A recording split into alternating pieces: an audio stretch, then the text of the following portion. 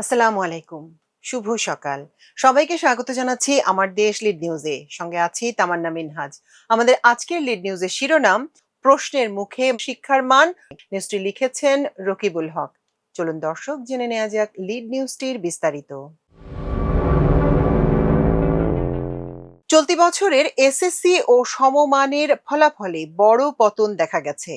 গতকাল সোমবার প্রকাশিত ফল অনুযায়ী পাশের হার নেমে গেছে গত ১৯ বছরের মধ্যে সর্বনিম্নে। ১১ শিক্ষা বোর্ডে পাশ করেছে ৬২.২৫% শিক্ষার্থী। আবার জিপিএ ৫ পেয়েছে ১,১৬,৬৭৬ জন, যা গত ৫ বছরের মধ্যে সর্বনিম্ন। এসএসসি দাখিল, এসএসসি ভোকেশনাল ও দাখিল ভোকেশনাল পরীক্ষার মোট ১৮,২৯,৪৮৫ জন শিক্ষার্থীর মধ্যে পাশ করেছে ১১,৩৮,৮৭৭ জন, অর্থাৎ ফেল করেছে প্রায় ৭ লাখ। পাশ করা শিক্ষার্থীদের মধ্যে ৫,৩০,৯৩৮ জন ছাত্র এবং ৬,০৭,৯৩৯ জন ছাত্রী। জিপিএ ৫ পেয়েছে ১,১৬,৬৭৬ জন, এর মধ্যে ৫২,৭৮০ জন ছাত্র এবং ৬৩,৮৯৬ জন ছাত্রী। তবে সার্বিক ফলাফলে ছেলেদের চেয়ে মেয়েরা এগিয়ে আছে। মাধ্যমিক পর্যায়ের পাবলিক পরীক্ষায় এবারই প্রথম ফলাফল নিয়ে নানা আলোচনা ও উদ্বেগ দেখা দিয়েছে। পতিত স্বৈরাচার সরকারের সময় পাশের হার বাড়ানোর প্রতিযোগিতা গত অন্তর্বর্তী সরকার ও বর্তমান বিএনপি সরকারের সময় ক্রমান্বয়ে কমে এসেছে, যার প্রভাব পড়েছে শিক্ষার্থীদের ফলে। এটাকে প্রকৃত ফল বা মূল্যায়ন বলছেন কেউ কেউ।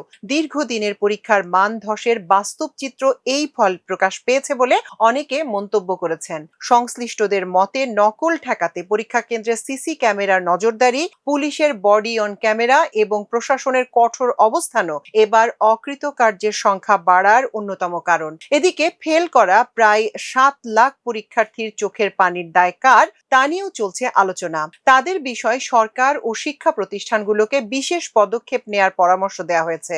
সূত্র মতে অন্তর্বর্তী সরকারের সময় গতবার এসএসসি ও সমমানের পরীক্ষায় পাশের হার ছিল ৬৮.৪৫%, আর জিপিএ ৫ পেয়েছিলেন ১,৩৯,০৩২ জন। সে অনুযায়ী এবার পাশের হার কমেছে ৬.২% এবং জিপিএ ৫ প্রাপ্তি কমেছে ২২,৩৫৬ জনের। ২০০৭ সালে সর্বনিম্ন ৫৭.৩৭% পরীক্ষার্থী পাশ করেছিল। অন্যদিকে ২০২০ সালে জিপিএ পেয়েছিল ১,৩৫,৮৯৮ জন। পতিত আওয়ামী লীগ সরকারের শেষ বছর এই পরীক্ষায় ১১ বোর্ডে পাশের হার ছিল ৮৩.০৪%। জিপিএ ৫ পেয়েছিল ১,৮২,১২৯ জন। এবার সবচেয়ে বেশি পাশ করেছে ঢাকা বোর্ডে ৭৭.৬৩%, আর সবচেয়ে কম পাশ করেছে মাদ্রাসা বোর্ডে ৫৫.৪৯%। জিপিএ ৫ প্রাপ্তির দিক থেকেও শীর্ষে ঢাকা বোর্ড। এই বোর্ডে ৩৩,২৫৩ জন, অর্থাৎ ৯.১৩% জিপিএ ৫ পেয়েছে। সবচেয়ে কম জিপিএ ৫ পেয়েছে বরিশাল বোর্ডে ২,৭৭৮ জন, অর্থাৎ ৩.৪৫%। পাশের হার ও জিপিএ ৫ প্রাপ্তির দিক থেকে সব বোর্ড মিলিয়ে এবারও ছেলেদের চেয়ে মেয়েরা এগিয়ে আছে। এবার ছাত্রের চেয়ে ছাত্রী ৮.৮২% বেশি পাশ করেছে এবং ১১,১১৬ জন বেশি ছাত্রী জিপিএ ৫ পেয়েছে। গতকাল সোমবার সকালে প্রকাশিত হয় ২০২৬ সালের এসএসসি ও সমমান পরীক্ষার ফল। সব শিক্ষা বোর্ডের ওয়েবসাইট ও মোবাইলে এসএমএস এর মাধ্যমে ফল প্রকাশের ব্যবস্থা করা হয়। সচিবালয়ে শিক্ষা মন্ত্রণালয়ের সভাকক্ষে ফল প্রকাশ কার্যক্রমের আনুষ্ঠানিক উদ্বোধন করেন শিক্ষামন্ত্রী এহসানুল হক মিলন। এ সময় প্রধানমন্ত্রী, শিক্ষা উপদেষ্টা মাহদি আমিন, শিক্ষা সচিব আব্দুল খালেক সহ সব শিক্ষা বোর্ডের চেয়ারম্যান ও কর্মকর্তারা উপস্থিত ছিলেন। সংশ্লিষ্ট বোর্ডের চেয়ারম্যানরা ফলের সারসংক্ষেপ শিক্ষামন্ত্রীর হাতে তুলে দেন। এ সময় এবার পাশের হার ও জিপিএ ৫ প্রাপ্তির সংখ্যা ব্যাপক কম হওয়ার কারণ জানতে চাইলে শিক্ষামন্ত্রী এহসানুল হক মিলন বলেন, এবারের ফলকে খারাপ বলছেন কেন? সুন্দর রেজাল্ট হয়েছে। মন খুলে গান গাওয়া যায়, মন খুলে তো নম্বর দেয়া যায় না। যে যা নম্বর পেয়েছে তাকে সেটাই দেয়া হয়েছে। এ সময় শিক্ষামন্ত্রী, শিক্ষা উপদেষ্টা মাহদি আমিন বলেন, এবারের পরীক্ষার খাতা শতভাগ নির্মোহভাবে মূল্যায়ন করা হয়েছে। এদিকে সাধারণ নিয়ম অনুযায়ী 60 দিনের মধ্যে এই ফলাফল প্রকাশের কথা থাকলেও এবার প্রায় 20 দিন পিছিয়ে তা প্রকাশ করা হয়।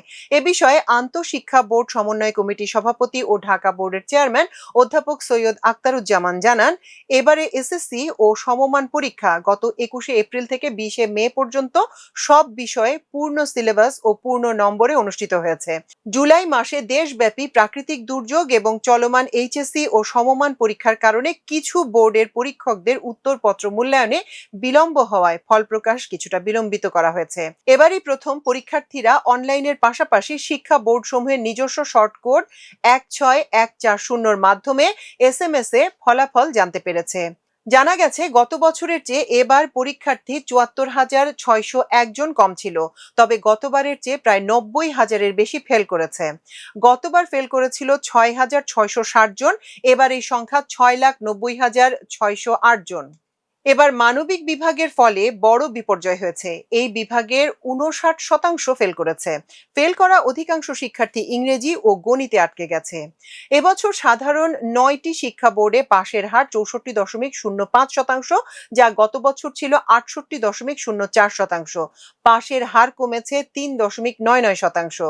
এবছর সাধারণ শিক্ষা বোর্ডের ছাত্রের চেয়ে ১,০৭,৯৮২ জন বেশি ছাত্রী উত্তীর্ণ হয়েছে এবং ছাত্রের চেয়ে ১১,৪০১ জন বেশি ছাত্রী জিপিএ ৫ পেয়েছে। গত বছর জিপিএ ৫ ছিল ১,২৫,০১৮ জন, এবার জিপিএ ৫ প্রাপ্তির সংখ্যা ১,০৬,০০৯ জন। এবার জিপিএ ৫ কমেছে ১৯,০০৯ জন। এবার এসএসসি ও সমমানের পরীক্ষায় মোট ৩০,৪০২টি শিক্ষা প্রতিষ্ঠানের পরীক্ষার্থীরা অংশ নেয়। তাদের মধ্যে শতভাগ পাশের প্রতিষ্ঠানের সংখ্যা ৬৬৯টি। অন্যদিকে শতভাগ ফেল করেছে ৩১২টি শিক্ষা প্রতিষ্ঠানের শিক্ষার্থীরা। গত বছর শতভাগ পাশের শিক্ষা প্রতিষ্ঠানের সংখ্যা ছিল ৯৮৪ এবং শতভাগ ফেলের প্রতিষ্ঠান ছিল ১৩৪টি। সে হিসেবে এবার শতভাগ পাশ করা প্রতিষ্ঠানের সংখ্যা কমেছে এবং শতভাগ ফেল করা প্রতিষ্ঠানের সংখ্যা বেড়েছে। এবছর সাধারণ ৯টি শিক্ষা বোর্ডে বিজ্ঞান বিভাগের শিক্ষার্থীরা সবচেয়ে বেশি পাশ করেছে।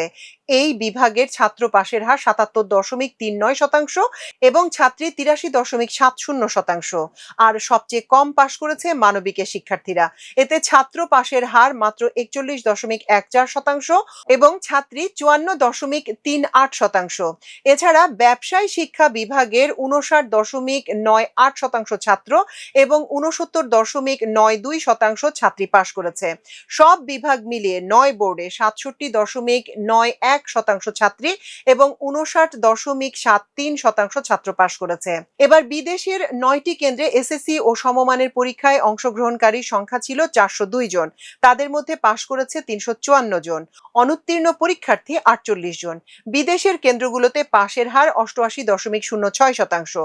শতভাগ উত্তীর্ণ প্রতিষ্ঠানের সংখ্যা ২টি, একটি প্রতিষ্ঠানের কেউ পাশ করেনি। এবারের এসএসসি ও সমমানের পরীক্ষার ফলাফল নিয়ে নানা মন্তব্য করেছেন শিক্ষা বোর্ড কর্মকর্তা, শিক্ষাবিদ ও অভিভাবকরা। এ বিষয়ে বিশিষ্ট শিক্ষাবিদ ও নওগাঁ বিশ্ববিদ্যালয়ের উপাচার্য অধ্যাপক ডক্টর হাসানাত আলী বলেন, এটা ফল বিপর্যয় নাকি প্রকৃত মূল্যায়ন তা ভেবে দেখা উচিত। তবে ব্যাপক সংখ্যক অকৃতকার্য শিক্ষা ব্যবস্থার ভঙ্গুর অবস্থার প্রমাণ। গত ১৭ বছরে শিক্ষা প্রতিষ্ঠানগুলোতে যে ধরনের অনিয়ম, দুর্নীতি, দলীয়করণ হয়েছে এবং যেভাবে মূল্যায়ন পদ্ধতি বারবার পরিবর্তন হয়েছে তার একটা প্রভাব পড়েছে। তিনি স্কুল ও মাদ্রাসাগুলোর শিক্ষার মান উন্নয়নে মূল্যায়ন পদ্ধতি ঠিক করা এবং শিক্ষা প্রতিষ্ঠানের সংখ্যা না বাড়িয়ে বিদ্যমান প্রতিষ্ঠানগুলোর সক্ষমতা বাড়ানোর পরামর্শ দেন। এজন্য সরকারকে বিনিয়োগ বাড়াতে হবে বলেও উল্লেখ করেন তিনি। দর্শক, এই ছিল আমাদের আজকের লিড নিউজ। এতক্ষণ সঙ্গে থাকার জন্য কৃতজ্ঞতা। আল্লাহ হাফেজ।